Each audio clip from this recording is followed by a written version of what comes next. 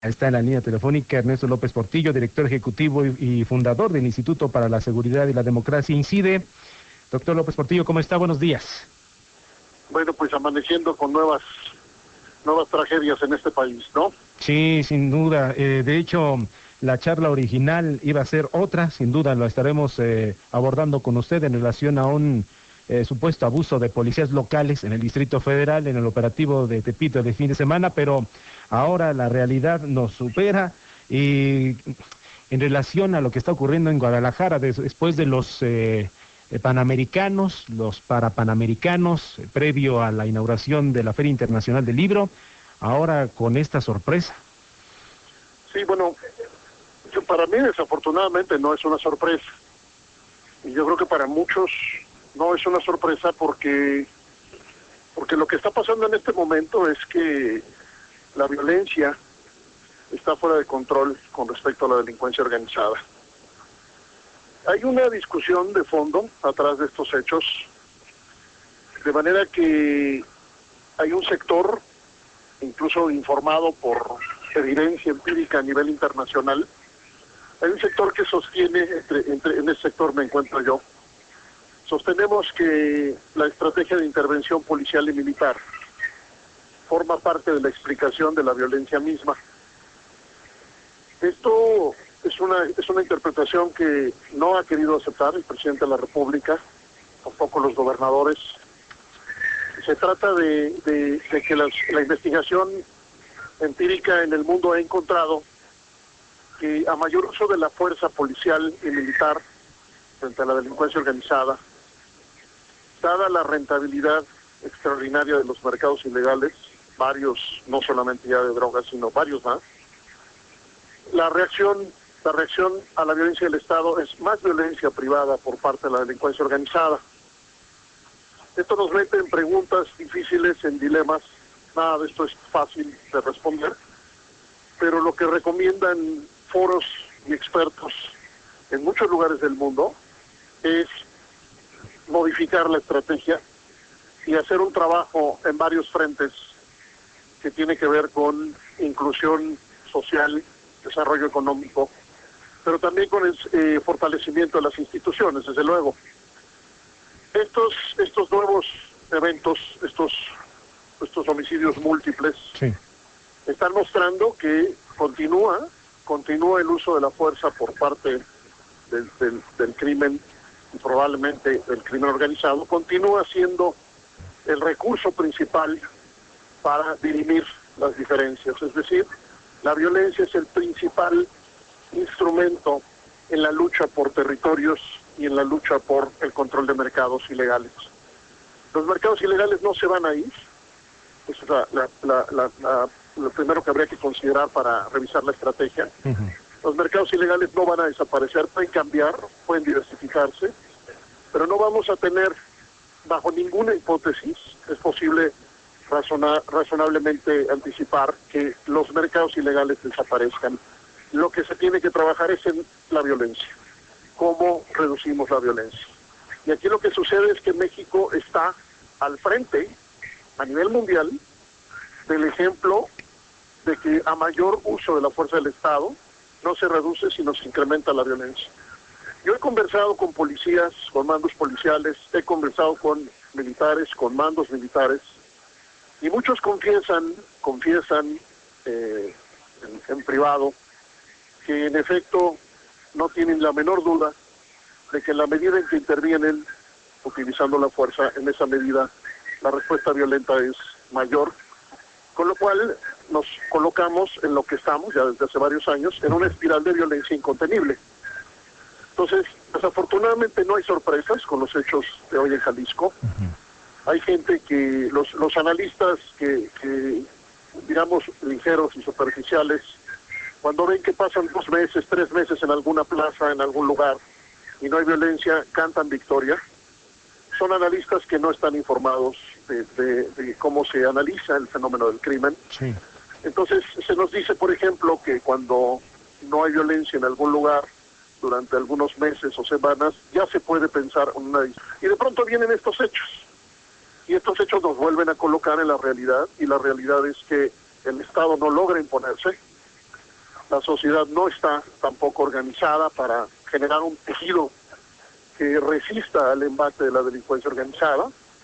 En consecuencia, bueno, pues lo que se ve venir es la continuación de esta violencia, y por lo pronto el presidente Calderón afirma tanto como puede y donde puede, afirma que no modificará su estrategia. Entonces, seguirá esta violencia, cuando menos no tendremos cambios en lo que resta del sexenio. Lo que incluso podría pasar es que en el contexto electoral se incremente la violencia por los vacíos de poder que se crean en los relevos de los gobiernos a lo largo del país. Sí. Así que las noticias son malas en muchos frentes. Muchos, sin duda, y alarmante sin duda para lo que puede ocurrir. Solamente para abonar en un dato que muestra la realidad y también para que no se nos olvide, doctor López Portillo, es el antecedente que tenemos de Veracruz en un hallazgo similar a lo que estamos dando cuenta en Guadalajara, ahora con 20 y tantos, porque todavía no sabemos la cifra real de este hallazgo en una de las principales avenidas de Guadalajara. Lo que ocurrió en Veracruz en octubre pasado.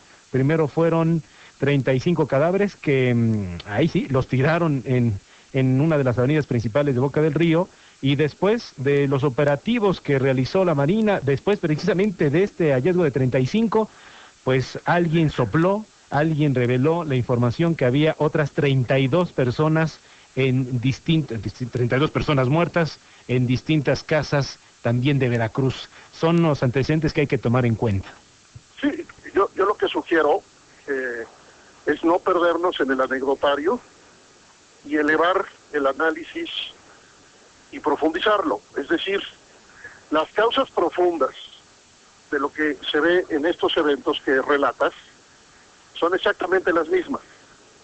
Los mercados ilegales han generado tal poder económico que les permite acceder a todo tipo de recursos. Y cuando digo a todo tipo de recursos es también acceder al control, al secuestro, a la captura de instituciones del Estado. Yo relacionaría los eventos que tú relatas ahora de Veracruz con las acusaciones que después hizo este funcionario o exfuncionario que ha tenido una carrera política amplia, Miguel Ángel Yunes, acusaciones que por supuesto tendrían que ser investigadas y probadas, pero son acusaciones gravísimas en términos de la penetración de la delincuencia organizada en las instituciones de ese Estado. ¿Por qué menciono esto ahorita? Porque lo otro que se nos olvida y nos retrasa en los cambios necesarios es que estamos ya en una etapa que se conoce como la etapa simbiótica de la delincuencia organizada y el Estado. Y eso significa que en un nivel que no podemos medir, pero que se antoja absolutamente claro por las evidencias disponibles, en un nivel que no podemos medir, las instituciones del Estado, sobre todo las de seguridad pública, las militares y las de justicia penal, así como las de readaptación social, el sistema de seguridad pública y el sistema de justicia penal están en partes importantes sometidos, cooptados, comprados, capturados por la delincuencia organizada. No van a cambiar las cosas si no logramos asegurar a nuestras instituciones. La seguridad del país pasa por la seguridad de las instituciones, empieza por la seguridad de las instituciones. Y por supuesto, sin instituciones controladas y sometidas a escrutinio y a rendición de cuentas, no podemos ofrecerle al ciudadano la protección que merece. El ciudadano no está siendo protegido por las instituciones porque las propias instituciones no están sujetas a control. Por eso les llamé para comentar este otro tema de Tepito en el DF. El tema se vincula por la vía de la debilidad institucional.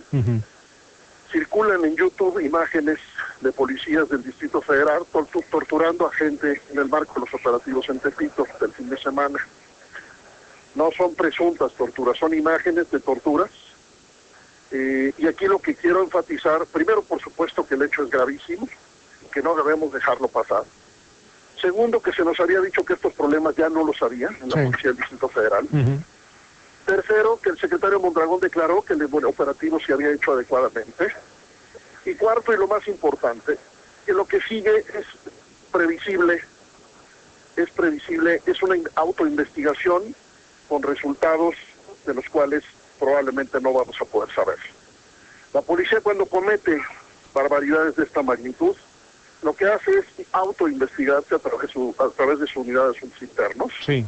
Y estas unidades no están funcionando adecuadamente en el país. ¿Qué se ha hecho en el mundo? Se han creado oficinas externas de investigación a la policía.